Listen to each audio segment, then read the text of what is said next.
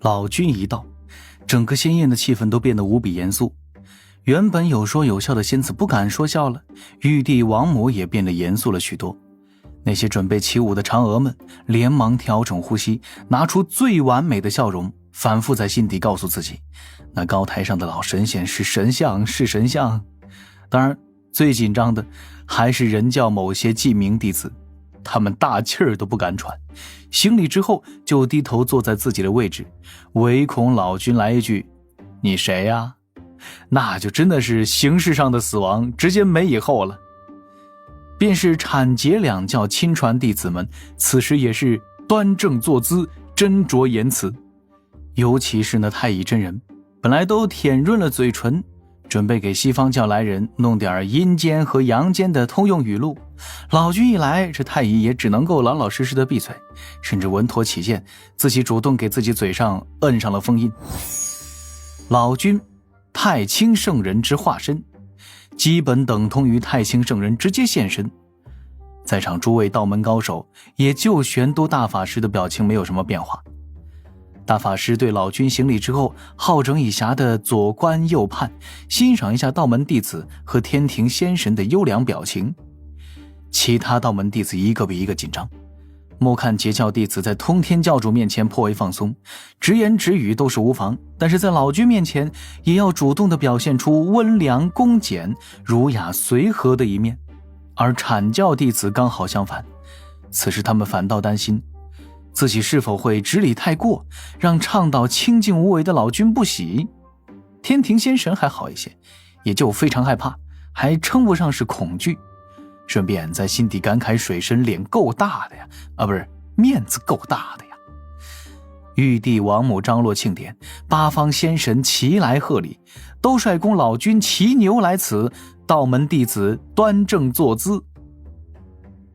拴上了被迫扮演青牛的小银，李长寿快步赶回仙宴场中，心底想的却是该如何趁着这一次机会，在道门各位大哥大姐的心底刷一刷天庭的好感度。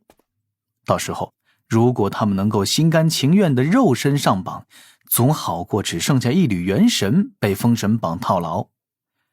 瑶池仙宴此次分作了3个会场，除了各位大能云集的主会场，左右还有2个会场，容纳天庭众天将、众散仙与天庭在外的少量河神土地。这般规模的大典其实已经超过了历次蟠桃宴。当然了，主要是此前举办蟠桃宴时，天庭也没这么多张嘴。入了仙宴地，李长寿抬头只见老君已然入座。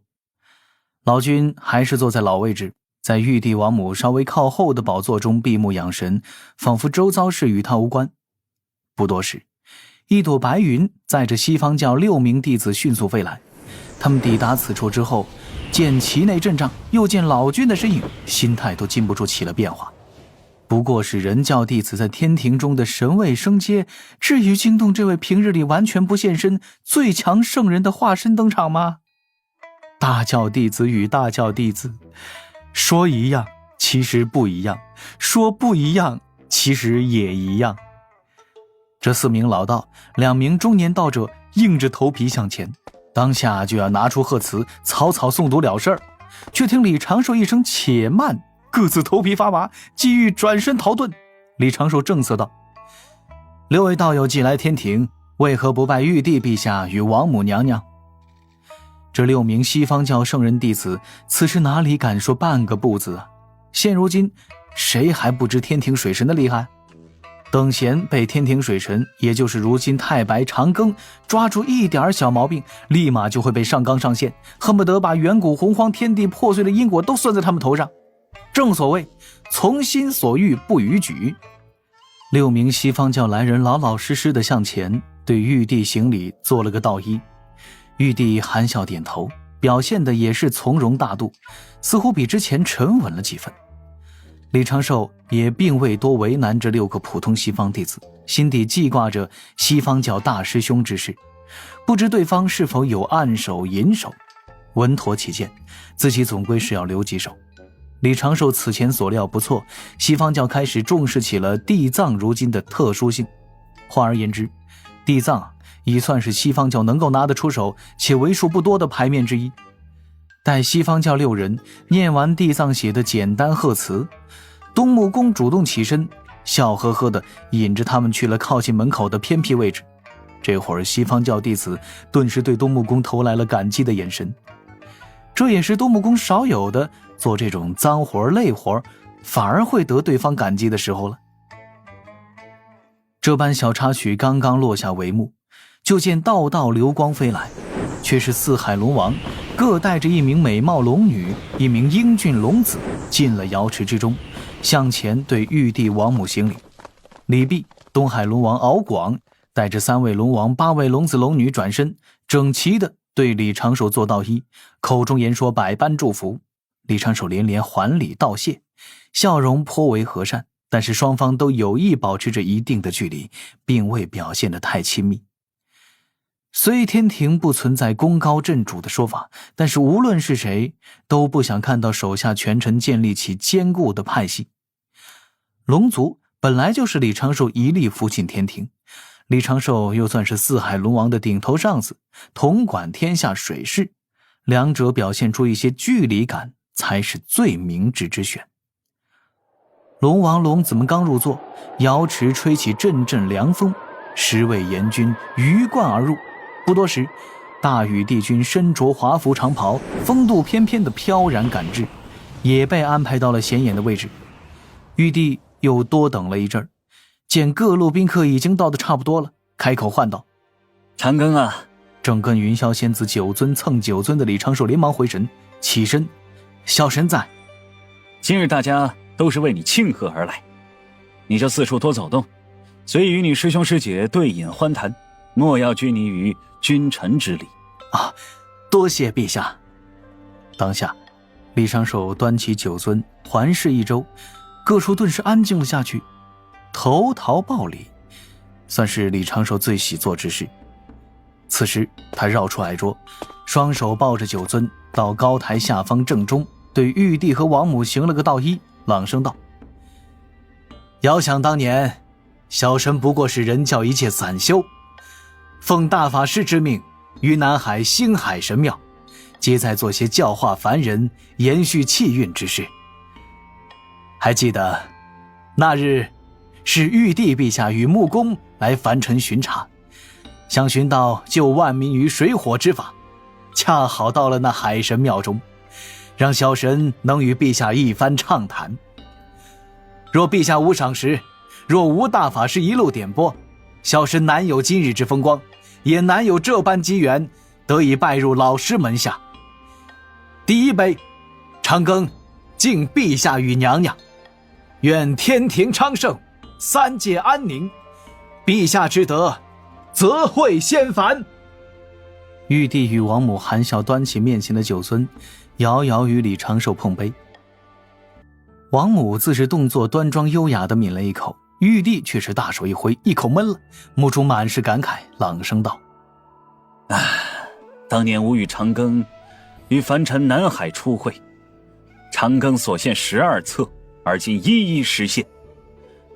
吾其实不懂如何做这个天地，也不懂如何教化众生，如何秉承天道，如何稳固天地。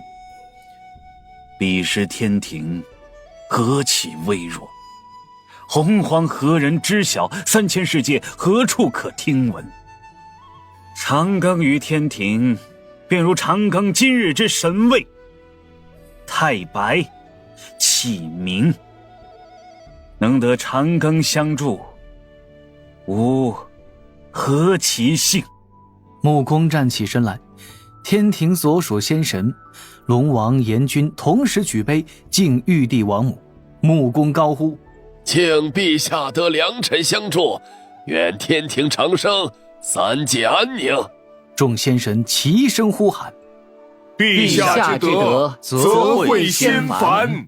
玉帝一声斟酒，起身与天庭仙神痛饮3杯，虽此时努力的克制，却依旧可以见满满豪情。众大教弟子与几位大能在旁边看着，恍惚看到了天庭之事，而今已经是不可挡了。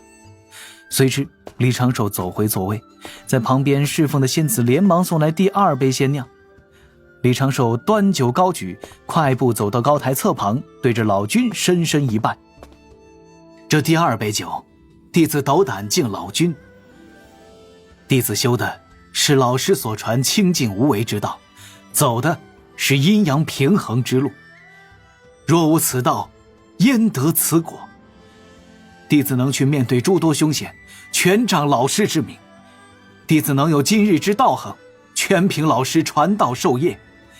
弟子每心有疑虑、不明困惑时，全是老师指点迷津，解弟子之困惑。老君，您不必执怀，弟子聊表心意。言罢，仰头一饮而尽。老君露出淡淡的笑容，缓声道：你一直很好。李长寿心底暖意流淌，又低头拜了3拜，回座位拿了酒转去一旁。第3杯敬玄都大法师，第4杯敬大禹帝君几位大能前辈，第5杯敬木公与诸位正神，第6杯敬阐教截教各位师兄师姐。每一杯都有一番掏心窝的话语，对大法师自是满满的谢意和感激，对各位帮过自己的师兄师姐也不吝赞美之词，言行皆有尺寸，夸赞点到即止。他举杯时举止皆在礼数，又潇洒自在，毫无娇柔造作之感，也不会让人感觉世俗世故。只是一番敬酒，几段话语，李长寿就将周全2字诠释得淋漓尽致，让不少先生心底泛起了同一种感脚，自己上还真不行。太白长庚怪不得能够被最强圣人器重。这第7杯酒，李长寿却是走得远了一些，走去了角落中，站在敖乙、卞庄、金翅大鹏鸟身前，对着他们3个举杯相对。3天将先是有些错愕，又赶紧端起酒杯。敖乙的目中闪烁着亮光，嘴角带着浅浅的笑意，一切自不必多说。金翅大鹏鸟那英俊的面容上满是触动，低头一探，竟有些眼圈泛红。还是卞庄，这位当红的天庭记录员久历风尘，笑着道了一句：嘿嘿嘿，星君，您可太抬举我们哥几个了，我们见点儿，您随意啊，您随意。差点让李长寿破功了。敬完第7杯，李长寿就回了座位，对玉帝浅浅行礼，坐于云霄的身侧。玉帝会意站起身来，先是一句：天庭起步艰难，一路百般险阻，左右尽是凶恶，全凭老君镇压，才有今日之局面。各位爱卿，随我一同敬老君这一杯。王母与天庭众仙神再次起身，一同对老君敬酒。老君含笑点头，也没有太多表示。一杯饮罢，玉帝心情畅快，嘴角笑意未断。东木公起身启奏：陛下，嫦娥们已准备多时，是否让他们谢舞，庆贺太白星君生日？准。木公打了个手势，侧旁顿时飘来欢快的乐曲。玉石铺就的地面漫来一层白雾，2排嫦娥款款而来，对玉帝王母低头行礼，起身时已经变换为舞姿。李长寿抱着学术研究的心态看了一阵儿，又扭头看向云霄。云霄轻轻眨眼，眼底带着几分好奇。李长寿笑着端起酒樽：第8杯可否敬你？云霄仙指抬起面前的玉樽，侧旁有侍奉的仙子连忙为云霄斟酒。怎的还要敬我？可有什么说法吗？这杯与前面7杯不同。李长寿的目中满是感慨，此前7杯敬的是过往诸事，这杯敬的是将来的你我。愿万千年以后，你我依旧同饮同乐。云霄目光依依，眼波清漾，与李长寿轻轻碰杯，举杯遮袖，一饮而尽。侧旁不少截教高手熟练地拿起了玉符玉简，将这些话记了下来，看得阐教的仙人们有些发乐。玉帝与王母对视一眼，各自露出几分笑意。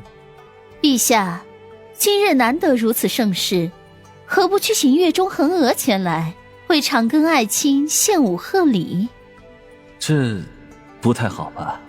云霄仙子可是在这儿。王母秀眉轻皱，目光略带深意。玉帝似懂非懂，但总觉得师妹这般做定有说法，当下就清清嗓子，招来木工言说此事。陛下，恒娥仙子似有誓言束缚，无法离开太阴星。誓言本是天道之力，吾之旨意自可解。是。木工再无迟疑，低头应答，在侧旁匆匆驾云赶去太阴星。歌舞之中开始有仙神不断的走动，终于开始了李长寿期待已久的公开收礼环节。最先动的是阐教仙人赤精子，拿了一只锦盒到了李长寿的面前。李长寿起身推脱一二，将这锦盒收了下来，并未打开去看。随后各路仙神轮次走向李长寿，该送礼的连忙送礼。天庭仙神的礼外包最是精致，但很难有什么宝物。两教仙人的礼外包都是简简单单，但仙光氤氲，宝光四射，都非凡物。敖乙与便装绕到了李长寿身后，帮李长寿收礼清点。李长寿只负责寒暄道谢。渐渐的，众礼登台，阐结两教仙人不知怎么又开始了一轮较劲儿。